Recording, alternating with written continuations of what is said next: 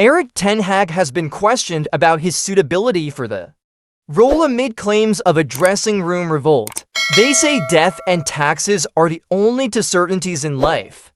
But a winter crisis at Manchester United seems to have been a staple for years now. It was around this time a decade ago that David Moyes lost back-to-back home games against Everton and Newcastle and never really recovered. His successor, Louis van Gaal, survived his own winter of discontent 2 years later, when United did not win a match for 6 weeks during the busiest period of the season, but was gone by the May. Van Gaal's replacement, Jose Mourinho, was sacked a week before Christmas 2018, and the man who filled the Portuguese's shoes, Ole Gunnar Solskjaer, was shown the door in late November 2021. "'Tis not the season to be jolly at Old Trafford." Now, United's latest managerial incumbent, Erik Ten Hag, is trying to weather his own storm, and the script feels painfully familiar, with the Dutchman battling reports of dressing room unrest.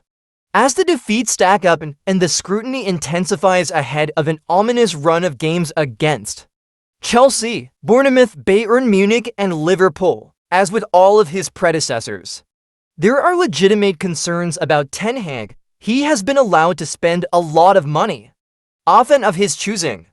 Some of his team selections and substitutions are baffling and, after 19 months at the helm, has yet to establish a discernible, cohesive playing identity and continues to watch his team concede an alarming number of goals, with no obvious plan as to how to stop it. By contrast, the likes of Ange Postecoglou, Roberto De Zerbi, and Unai Emery have imposed clear visions at Tottenham, Brighton, and Aston Villa in much less time and on a fraction of the budget. Saturday's insipid 1-0 defeat at Newcastle felt like the low mark of a torrid season, and that is saying something. Equally, United have a big question to ask themselves if results and performances take another turn for the worse in the weeks ahead, starting against Chelsea at Old Trafford on Wednesday night. Do they stick resolutely by a manager who was brought in with the specific and essential task of trying to overhaul the rotten culture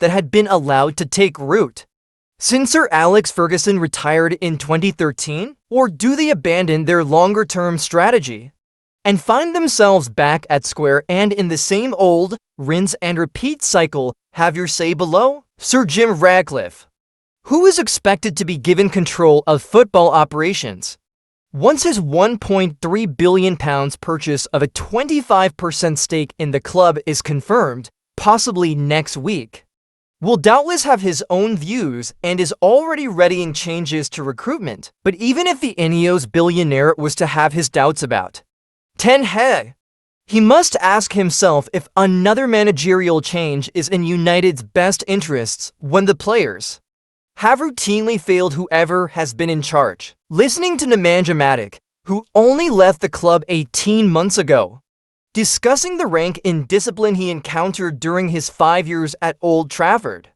was to be reminded of the challenges Ten Hag inherited and is still struggling to fix. Players were late for training almost every day according to Matic, with Jadon Sancho and Paul Pogba the worst offenders. And the lack of professionalism compared to his time at Chelsea, where he won 2 Premier League titles, was stark. In one season alone, the internal disciplinary committee he chaired, in a forlorn effort to raise standards, raked in £75,000 in player fines. Pogba was released in the summer Ten Hag arrived, but Sancho remains at the club, at least in name. The England forward has been banished from the first team squad for the past 3 months after effectively accusing his manager of lying over the reasons for his absence against Arsenal in early September. This is the sort of drastic action Ten Hag feels he has needed to take to try to restore order, but indiscipline can take many forms, and, to judge by that sorry showing on Tyneside at the weekend, the Dutchman's message is still not getting through. Ten Hag suggested that a clash during the game with Anthony Martial was an isolated incident and not a pattern of behavior, but Mourinho and Solskjaer's interim replacement, Ralf Rangnick, who both had real troubles with the France striker, might argue otherwise. Elsewhere, Marcus Rashford's appalling body language and repeat failures to track back was excruciating to witness and felt indicative of the malaise that is spreading. Ten Hag has railed at suggestions of a dressing room revolt and insists the players are behind him. If we stick together, stick to the plan and the strategy, we will get where we want to be, the Dutchman said in a call to arms. That could easily have been addressed to those above as well as the squad. But how many of those players are realistically going to get United to where they want to be? Are some even capable of implementing or obeying the instructions given to them? Not all are bad eggs. Not all have bad attitudes by any stretch. But some are just not good enough, physically, mentally, tactically, or in quality terms. At least not for a team with designs on winning the Premier League and Champions League. And yet United persist with them year after year. The repeated calls for a ruthless call of the kind administered to great success by Arsenal never materialising. It is little wonder there have been so many miserable winters.